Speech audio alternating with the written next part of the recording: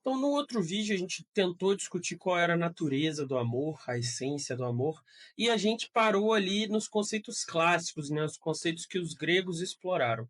E agora a gente já vai ter uma outra exploração mais geral. Então, para começar, a gente tem que se perguntar o seguinte: assumindo que existe uma natureza do amor, essa natureza ainda fica discutível se ela pode ser descrita ou não. É aquilo que a gente conversou nesse último pedaço sobre a linguagem poder expressar o que é o amor. E aí o problema está colocado também, né? Não só o amor é uma coisa difícil, como vocês viram. Só na filosofia grega nós tivemos três definições do amor, né? Só para lembrar o ágape, filia e eros. Mas também, como é que você expressa, como é que você coloca isso numa linguagem? Então, aquela velha discussão platônica dos sofistas, né, Pedro? Que é, talvez não seja possível conhecer, mas uma vez que possa ser possível conhecer, não é possível Exato. transformar, né, transportar isso linguisticamente para outra pessoa. Então, será que a Um gente beijo, consegue, de alguma Dani. maneira... Hã? Um beijo Um para beijo Dani, é para Dani. verdade. Então, é possível ser conhecível, é possível ser compreensível, é possível descrever com uma linguagem o que seria o amor? Exato. Talvez eu, quando eu falo que eu estou apaixonado por alguém, ou quando eu olho para alguém e falo eu te amo, eu consiga entender o que eu estou falando ali naquela frase. Mas o sentido do que é o amor, num nível mais profundo, não seja possível de você alcançar. E então isso daí vai tocar numa questão de epistemologia, que é a questão do conhecimento público versus o conhecimento privado. Então, será que tem coisas que só eu consigo conhecer na minha cabeça e os outros não? Ou tem todas as coisas podem ser conhecidas pelos outros, mesmo estando na minha cabeça? É como se a gente agora fosse ter que fazer uma epistemologia do amor para poder entender o que é o amor. Epistemologia do amor, ouvinte. Ele foi abandonado e agora está querendo fazer terapia no episódio do podcast. Para consolação filosófica, o Aristóteles vai me salvar. Então, qual que é o grande problema que a gente está tentando trabalhar aqui? Se o amor é uma condição emocional, então ele é um elemento subjetivo de nós sujeitos, será que é possível expressar esse sentimento de maneira linguística, né? Quer dizer, colocar isso em palavras? Só que a linguagem pode sempre ser um péssimo termômetro para você medir qualquer coisa. Uma questão é que a pessoa pode estar mentindo. E a outra questão é que isso significa que quando eu falo certas palavras, por exemplo, quando eu digo, ele ama muito ela, ou quando eu digo, ela deveria amar mais ele, eu estou querendo dizer o quê? Para essa frase ser verdade, qual é a correlação dela na realidade? Tem que ter uma correlação. O que o Pedro está levantando aqui é o seguinte problema. Como é que a gente confere, né? Então, se eu falo que o Pedro não está demonstrando amor o suficiente, por isso ele foi abandonado, como é que eu confiro isso? É no comportamento? O comportamento ele diz algo sobre o sentimento? Existe uma correlação direta entre comportamento e sentimento? Ou não? Então, por exemplo, você vê o Rodrigo dando aulas, ele prepara as aulas, ele corrige cada uma das atividades que os alunos mandam lá no Google Forms, e ele dá aquela aula com gosto, falando assim, empolgado, energia lá em cima.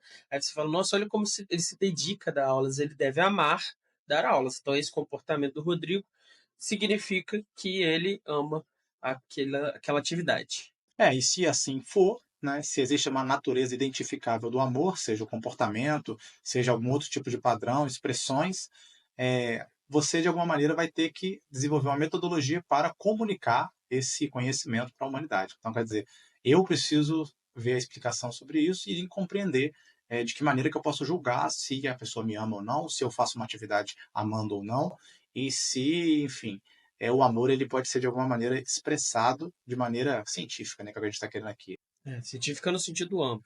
Só que filosófico, aí, Rodrigo, vai ter gente igual o Sócrates lá no banquete que vai falar de um amor que ele tem uma natureza, ele tem uma essência.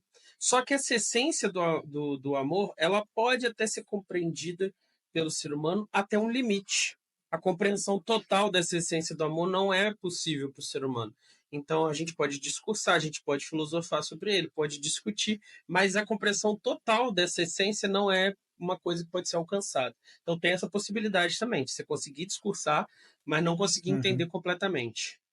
Nunca será suficiente, o conceito nunca vai capturar a experiência na sua completude, digamos assim, né? Isso. Tem até alguns filósofos que vão chamar isso, né, o amor deve ser uma entidade epifenomenal. O que significa Isso. isso? É Ele é espiritismo, no nome espiritismo que tem bonito, negócio de epifenômeno, né? epifenômeno. Perispírito. É basicamente isso. Por que que é? É um tipo de o ato de amar, ele nunca vai ser compreendido, pela linguagem. A linguagem não vai conseguir capturar o ato em si, apesar dela poder fazer referência a ele, poder descrevê-lo. Então a gente consegue apreender alguma coisa desse sentimento, dessa coisa que é o amor, mas ainda que a linguagem não consiga abraçar perfeitamente essa experiência. Então aqui teria essa visão platônica, né? Você descreve o amor como uma forma transcendente, não pode ser completamente entendida, ela existe lá de maneira pura, influencia na forma que a gente ama, acontece o amor quando a gente ama, mas ele não é completamente abarcado pela lógica e pela razão humana. E uma outra visão derivada dessa da filosofia platônica também vai criar um tipo de hierarquia, né? Algumas pessoas, no caso os filósofos e os poetas, vão conseguir, né, ter essa epistemologia do amor e conseguir se aproximar desse conceito ou dessa experiência, e outras não vão conseguir. Então é por isso que o poeta consegue, ele tem uma coisa da natureza dele e do ofício dele, que ele consegue intuir a natureza do amor, e é por isso que ele cria lindos poemas. O músico, o artista de maneira geral, e o filósofo, pela reflexão, também consegue chegar a isso, mas não é uma possibilidade para o ser humano comum, né, conseguir chegar a esse nível de absorver o conceito do amor, apesar da experiência do amor ser de todos, né? Sim, esse negócio de derivada que a gente está falando aqui não quer dizer que Platão falou isso, não, porque a questão platônica é outra questão. Mas algumas partes do banquete, essa possibilidade é aventada, discutida, em algum diálogo, essa hipótese é formulada. O Platão tem várias hipóteses que ele coloca em questão, mas não necessariamente é do Platão, mas a gente está discutindo aqui. O Pedro é especialista em 14 tradições do Platão diferentes. Cada dia ele vai fazer um episódio falando do Trombatone, do Milão, como é que são as que Então, você bota Miguel para brigar lá na Milão, sua TC? Tudo Milão. então, Miguel Então, Milão. por isso que ele está falando isso. Tem gente que lê Platão e fala A, e tem gente que lê Platão e fala Z. E aí, no meio disso, está essa loucura de reflexões sobre o que o Platão pode ter dito sobre o amor. Então, no primeiro caso, só aquelas pessoas que experimentam o amor vão ter o que é o amor, mas elas não vão ser capazes de compreender. E aí existe aqueles rituais de iniciação, que você vai se tornar um poeta, alguma coisa assim, e aí a partir daquilo ali você vai ter essa compreensão, esse vislumbre do amor. Ou você pode ir mais longe e falar assim: existe um outro caso onde esses incapazes que o Pedro falou de compreender o amor, na verdade, eles não vão sequer ter uma experiência mais sofisticada do amor. Eles vão ficar naquele nível um ali do desejo físico, né, do eros, e não do amor mais profundo, né, do filia e do ágape. Então, o sentido de amor aqui, ele está falando de uma faculdade superior. Não é uma coisa banal. Ela é uma coisa que requer uma certa educação. Mas não quer dizer que você tem que ir para a escola para amar. Mas você tem que refinar a sua alma para você ser capaz de amar. Seria nesse sentido. E essa separação que o Pedro acabou de citar, né, um amor como um desejo físico, de um amor mais elevado, ela vai ter implicações importantes para a própria natureza do que nós chamamos de amor romântico, né? O amor romântico, ele é considerado um amor que tem um status metafísico e ético. Então, assim, ele não é simplesmente desejo sexual, desejo físico. Então, ele não é simplesmente eros. A ideia, então, vai ter essa base platônica no sentido de que é um desejo pelo belo transcendental que vai ter ali particularidades naquela pessoa que você está se relacionando. Como nós falamos lá no outro vídeo, né, o amor, ele, para Platão, ele atrai você para o mundo das ideias, atrai para essa transcendência da ideia e contra a matéria. Então, essa beleza, né, do mundo físico, ela vai de alguma maneira me levar ao conceito, me levar à filosofia. Então, o amor pela beleza, ele culmina no amor pela própria filosofia.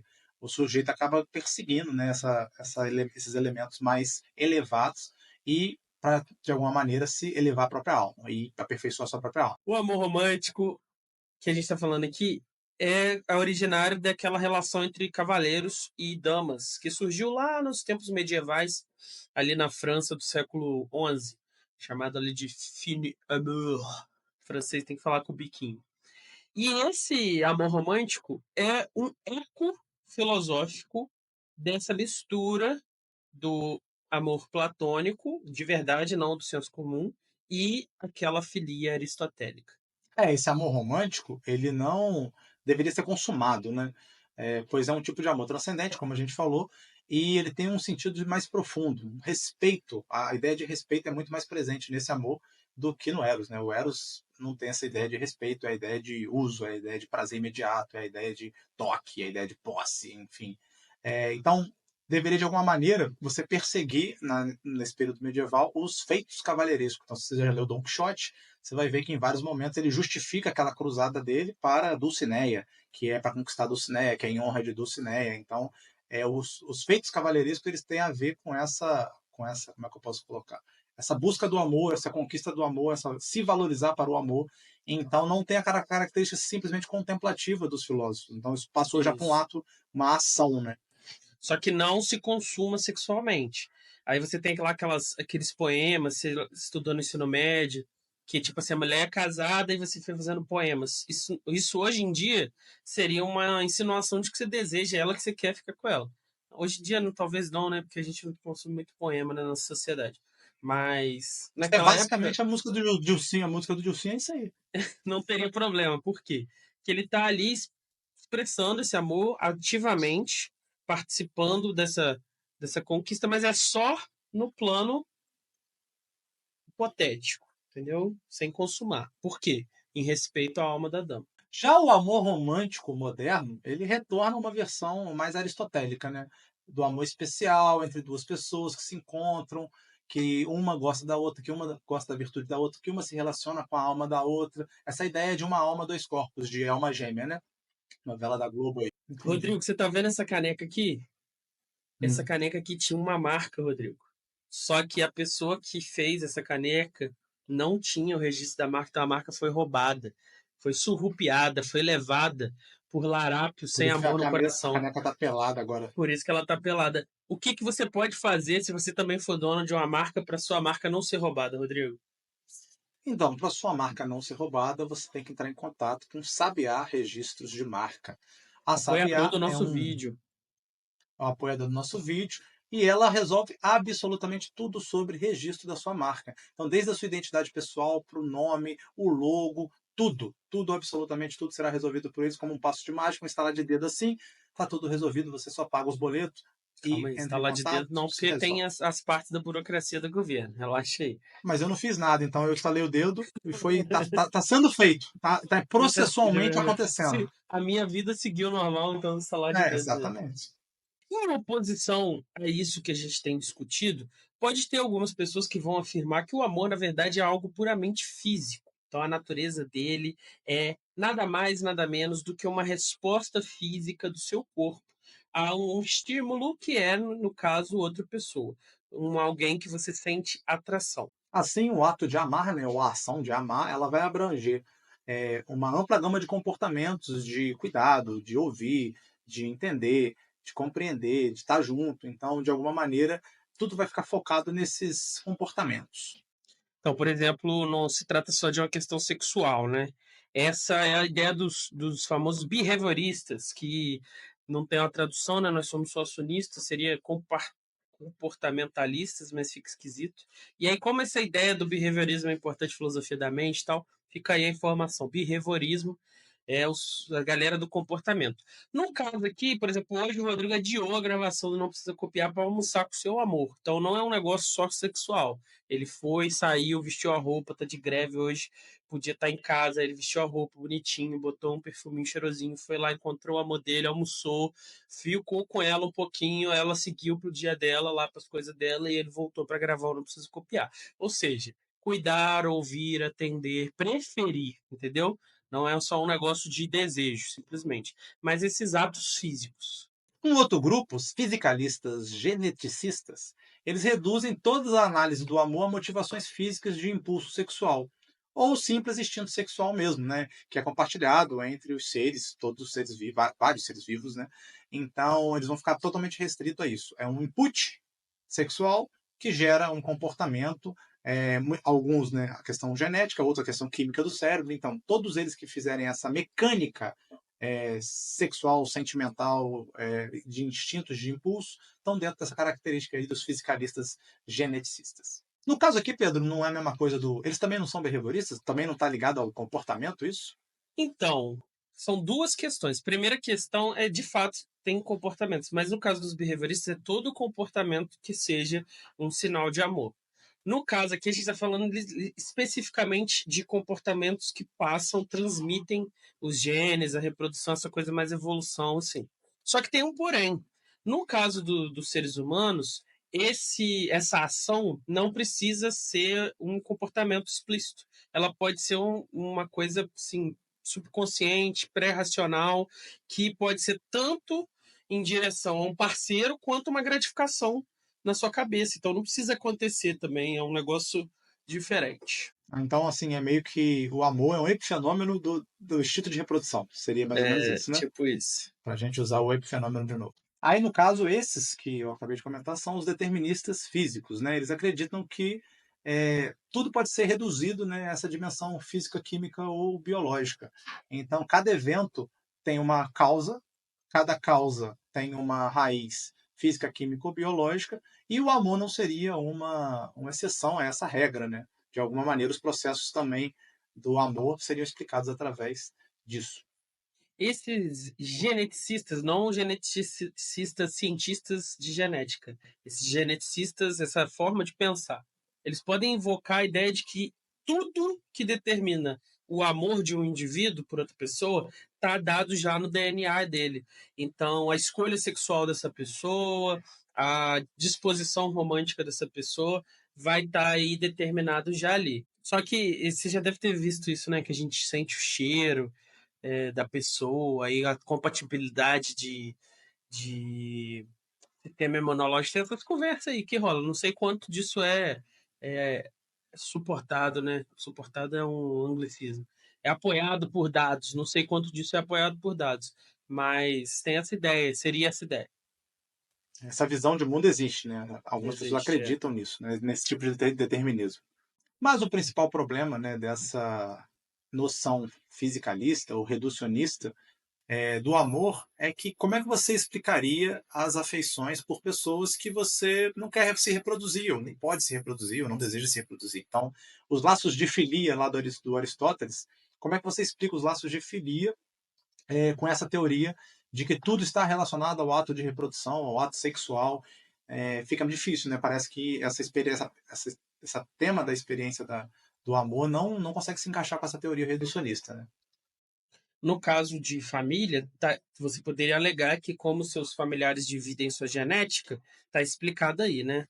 Você ama as pessoas que são parceiros potenciais e ama as pessoas que dividem a genética com você.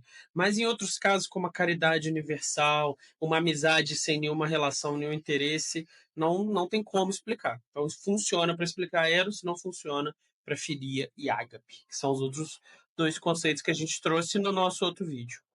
Rodrigo R. de Carvalho, se o ouvinte gostou muito do programa e quer que não precisa copiar, continue prosperando, comprando webcam, melhorando meu sinal de internet, comprando como é que chama? O Starlink do Elon Musk, para a internet ficar melhor aqui em Belém Paraíba. Como ele pode apoiar ou não precisa copiar? Bom, ele pode fazer o apoio mais tranquilo, mais suave, mais sereno, que é o Pix. Ele bota lá no seu aplicativo do banco, nprecisacopiar@gmail.com e faz um Pix para a gente com a doação limpa, tranquila, suave, serena, qualquer valor. Ele pode também ser uma pessoa mais organizada, né? Uma pessoa que não é, como é que chama aquele negócio lá que você vai fazer um programa? Estruturada. Estruturado. Procrastinador estruturado. É. Se ele é uma pessoa mais estruturada, ele vai lá no Catarse e vai assinar ou não precisa copiar esse apoio mensal, pode ser de cincão ou de vintão. Então ele pode fazer esse apoio mais organizado. E tem o Bruno, que é o Kant, que ele uniu as duas formas. Para não ter que fazer vários Pix pequenos e para não ter que assinar o apoia que ele fez. Ele faz um Pix gigantesco, do nada, assim. Eu entro lá e tá lá. Loucura. É o Kant da sua geração. E se você está na pindaíba e não tem como apoiar a gente financeiramente, zero problema. O que você vai fazer? Ver os nossos videozinhos no YouTube, curtir, compartilhar, compartilhar nas redes sociais, mandar para os outros, ajudar a gente a crescer. Então você pode fazer esse apoio socrático kantiano, que é esse apoio de moral. Então, para colocar em conceito ex, né, um elemento mais, uma linguagem mais científica, o behaviorismo é uma teoria da mente, né? Se bem que falava mente é meio estranho um behaviorista, né, eu imagino.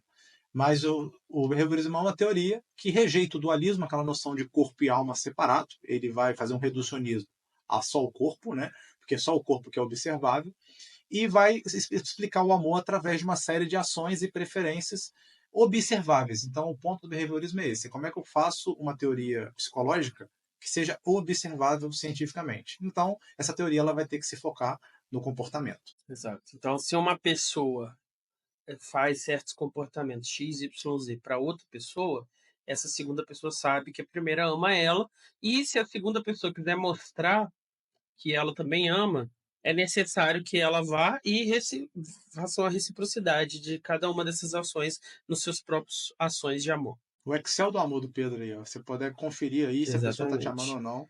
Você vai fazer, vai Calcular. ticando. Me levou flores? Ticou.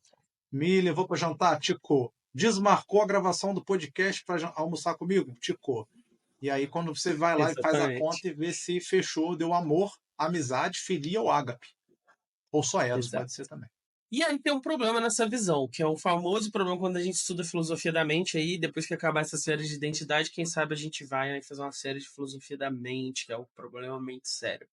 É que o behaviorismo, ele se expõe, né, ele tem um flanco fraco, que é a ideia de que um comportamento significa um estado interno das suas emoções, dos seus pensamentos. Mas não é necessário que isso seja verdade. Então, por exemplo, quando eu assisto a Fernanda Montenegro olhando languidamente pro menino chorando no filme, a Fernanda Montenegro não está triste de verdade, ela não conhece aquele garoto, ela não tem problema nenhum com a vida, ela tá de boas, só que ela está atuando, Rodrigo. Só que ela atua tão bem, tão bem, tão bem, que é indistinguível o comportamento dela de um comportamento de uma pessoa triste porque o menino perdeu a mãe. E esse daí é o chamado amor expressionista. Ele é mais ou menos semelhante com o behaviorismo, porque ele também está ligado à lógica do comportamento, da análise do comportamento e da linguagem. Mas qual vai ser a grande diferença dele? Ele vai se focar justamente na linguagem, nas palavras, na poesia, na música, ou no comportamento, como nós já citamos, trazer flores, doar um rim, pular num prédio em chamas para salvar a outra pessoa. Então, esses elementos, eles são, de alguma maneira, uma expressão do sentimento, que é o amor. Então, é possível você capturar, a partir desses eventos, o que seria uma pessoa amando ou em estado de amor. Capturar não é uma boa, porque capturar é essa ideia behaviorista de que o comportamento é um reflexo do pensamento. A gente está falando aqui de ser uma expressão criativa. Então, eu amo, aí eu vou pegar e vou fazer um poema para você, conscientemente, para expressar o meu amor, para expressar o meu sentimento. Os poemas de Camões, o livro do Gabriel Garcia Marques, a joia que eu fui lá escolhi e comprei para a pessoa, isso tudo é uma coisa que está no meu peito e eu tento expressar ela através da letra de uma música, de uma poesia, de um gesto, de um feito. Não é um reflexo automático, uma coisa animal, ratinho batendo para receber água. É uma expressão consciente e criativa. Então, essa é a diferença. Parece a mesma coisa, mas não é. É igual o cinismo, que parece um mendigo, mas não é um mendigo, é um filósofo. Isso. Eu usei capturar eu que estou vendo o ato de amor seu pela outra pessoa. Você Ah, sim, sim. demonstrando, eu aqui olhando, eu capturei porque eu entendi que aquele ato específico é uma expressão de amor. Aliás, já vai ficar uma indicação aí, botar no final, um ato de coragem, Denzel Washington dando um tiro na própria cabeça para arrumar um coração para o filho que está morrendo. Não é o Will Fica aí. Smith que fez esse filme, não? Não, é o Na minha Denzel cabeça é Washington. o Will Smith. Outra linha de encarar a natureza do amor é como uma resposta espiritual. Então, é o reconhecimento de uma alma com outra alma. Então, a gente falou dos espíritos aí mais cedo. É uma visão que alguns espíritas têm, né? De que as almas se amam, as afinidades do além-mundo se replicam aqui nesse mundo. Então, se o Rodrigo e Pamela estão juntos, é porque em outras vidas eles foram alguma coisa, não precisa ter uma relação de casal, e eles replicam essa relação aqui. Como vocês podem ver, é o exato oposto, né, dos materialistas behavioristas. Então, o comportamento aqui, ele não é em si mesmo o objeto. O objeto mesmo, ele é espiritualista. Então, é uma tradição romântica de amor muito mais ligada a uma mística, né, metafísica, não corpórea. Quer dizer, existe um elemento por trás do amor terreno. Então, minha relação terrena de amor, ela tem uma explicação não terrena de amor, né? Tem até aquela parada lá, é Platão, não sei se é Platão, dos andrógenos, que eles contam a história dos Isso. andrógenos, né? Platão Que aí é menciona isso aí. uma exatamente. Então, é uma tese que nós, no início, nós éramos unidos, dois, né? Nós tínhamos 4 braços, 4 pernas, poderíamos ter 2 sexos diferentes ou 2 sexos iguais. Isso, o andrógeno tinha essas 2 possibilidades. E como a gente começou a ficar muito poderoso, os deuses olharam e falaram: vamos cortar todos eles no meio e acabar com esse poder. E cortou a gente ao meio. E até hoje a gente procura a nossa cara metade, nossa outra parte, que está aí perdida. Quando a gente encontra, a gente se apaixona, vive uma vida com ela. Então, seria isso. Existe uma metafísica, um elemento espiritual por trás desse amor. Exato.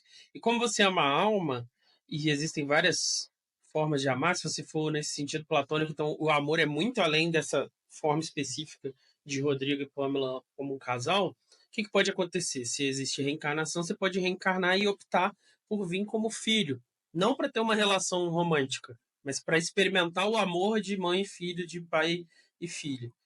Você pode vir como irmão, para experimentar o amor de irmão. Você pode vir como duas pessoas separadas que vão ser amigos. Você pode vir como umas pessoas sofrendo e outra pessoa que está ajudando para diminuir o sofrimento, para experimentar outra forma de amor. Então teria essa possibilidade de explorar o amor.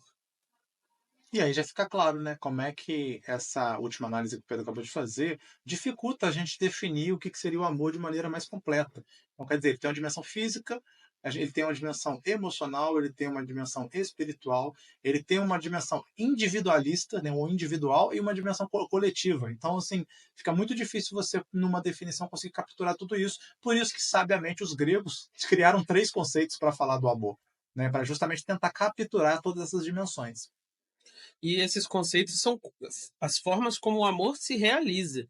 Eles não dão conta da natureza do amor, se ele é espírito, se ele é físico, se ele é comportamento, se ele é genética de transmissão de informações do seu DNA. Não captura isso. Você ainda pode combinar, então faz uma salada ainda maior.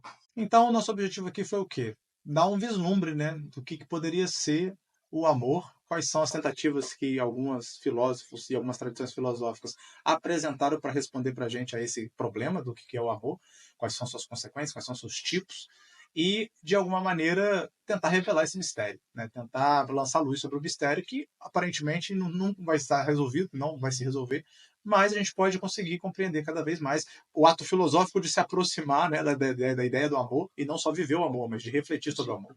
Exato. E é isso, mais importante do que entender o amor é amar, né, Rodrigo? Então amem. Amem uns aos outros, amem a Deus, amem as Amem o pessoas povo que brasileiro. vocês são atraídos, amem o povo brasileiro. Amem, amem, eu não preciso copiar. Curtam aí, compartilhem, amem, aproveitam para amar. E aqueles que foram abandonados, amem, amem que serão amados. Essa é a promessa lá do, do Aristóteles? Não, do Tomás de Aquino. Pedro Cortar, agora é o momento aí de agradecer aos nossos queridos, nossa querida audiência, que não só nos assiste, mas também contribui financeiramente com a gente. Fala aí a metralhadora de nomes. Um salve para Camerino, nosso queridíssimo professor, que sempre abordou a filosofia dessa maneira, que a gente gosta de abordar aqui do Não Precisa Copiar. Ela tem que ter esse deslumbramento, ela tem que ter rigor, ser, né, profunda, mas ela também tem que ser leve, interessante, divertida.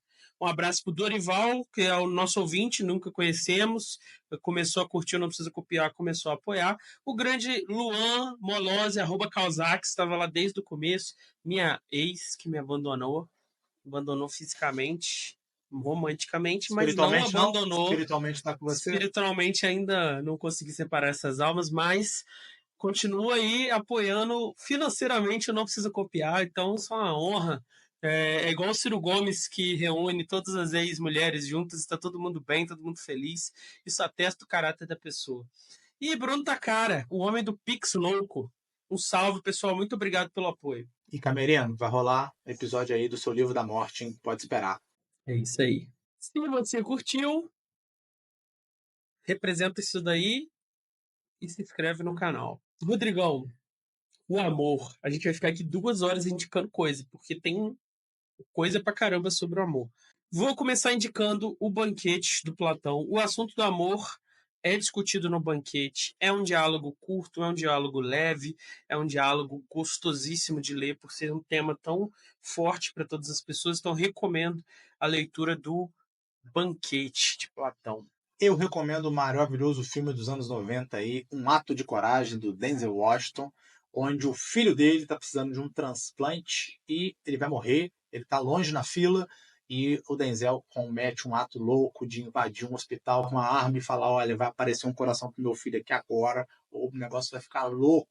O filme tem um plot fantástico e vai discutir um pouco do amor não romântico, né? Não é Eros ali que tá ligado, é a filia. A gente pode recomendar o Romeu e Julieta, né? Porque o amor que Não, cabe suicídio é um amor. desde que o Humberto me falou que o Romeu e Julieta não é uma representação do amor, mas uma representação da estupidez dos adolescentes, eu não consigo mais dizer que o Ora, Romeu e mas Julieta. a estupidez dos adolescentes é justamente você estar Essa aula embriagado de foi, Eros. essa aula foi sensacional. Não, você está embriagado de híbris. Se ele tivesse embriagado de Eros, ele teria um momento de falar assim: Meu Deus. E aí, naquele Morreu, segundo que acabou, ele vamos pro próximo. parasse, ele ia, oh, ela tá viva. Como ele tava cheio de vontades, sem racionalidade nenhuma, aí ele faz aquela estupidez. Queria recomendar, Rodrigo, é um Eros, mas ao mesmo tempo não é. O Amor nos Tempos do Cólera. É uma história de um casal na juventude, eles são separados porque o cara não tem meios, o pai da menina não quer que ela case. Ele vai para um canto, ela vai para outro, casa com outro cara. 50 anos se passam, e isso é o começo do livro. E o marido dela morre e ela recebe uma carta desse cara falando: Olha, eu ainda te amo, 50 anos depois. Então o livro conta a história desse amor lá no começo, desses 50 anos separados e desse momento para frente, quando ela recebe essa carta dele falando: Olha, eu ainda te amo, quero estar com você. É um livro do Gabriel Garcia Marques. Eu li, Rodrigo, agora no final do meu relacionamento, para refletir sobre a natureza do amor, para refletir, igual eu fiz esse programa para isso, para refletir sobre a separação, sobre a ausência. Cara, e Gabriel Garcia Marques, aquele cara poderia tranquilamente ter nascido no Brasil e ser um escritor brasileiro, igual Machado de Assis, Jorge Amado. Assim, cara, parece que ele é brasileiro, de tão tem essa graça, essa leveza na forma de escrever e discute o amor de uma forma que a gente não está acostumado, porque é o amor romântico, mas ele foi desfeito. E uma vida inteira se passou. E agora vem esse convite. É muito bom, recomendo a leitura. Isso aí me lembrou o filmaço, né? Diário de uma Paixão, que é uma pedrada também de um amor complexo, né? Não é um amor só de Eros. Claro que na juventude ele é Eros, mas na vida adulta e na velhice ele virou outra coisa, porque não tem nada a ver mais com o desejo sexual, mas tem a ver com uma vida de parceria eterna, né? É isso então, Rodrigo. Um salve, ouvintes. Amém. Abraço. Valeu! Uma pergunta, não é transcendente, não? Transcendental é Kant. Sim, lá na aula da UFJF, do mestrado em filosofia, essa distinção que Justo. você fez é Aí, super relevante. eu Agora, não estou te aqui no Não cobrando Precisa isso. Copiar, para o nosso ouvinte que está lavando Eu louça não estou enquanto te ouve um cobrando. Eu não podcast de estou te cobrando filosofia, isso. Eu quero só tá na saber. academia Foi só fazendo uma o dúvida. puta cara, tá lá todo dia, posta lá que ele tá cumprindo as atividades físicas dele. Para ele é Hum, completamente irrelevante. Contanto que ele entenda a ideia de que é uma ideia que não está abarcada no humor mundo, na realidade sensível. concreta, Uhum. e está em uma realidade superior, um pouco diferente, tá Deixa eu te tudo perguntar certo. uma coisa. Mas Você se você faz isso com quiser, seus alunos também, para eles desistirem de perguntar para sempre? faça um programa inteiro, um roteiro inteiro, Só sobre transcendental versus e transcendente. transcendente. Show de bola, fantástico. Vamos esperar isso aí. E vamos esperar um ouvinte vir e falar assim: Pedro, você errou nesse episódio aqui que você usou transcendental e era transcendente.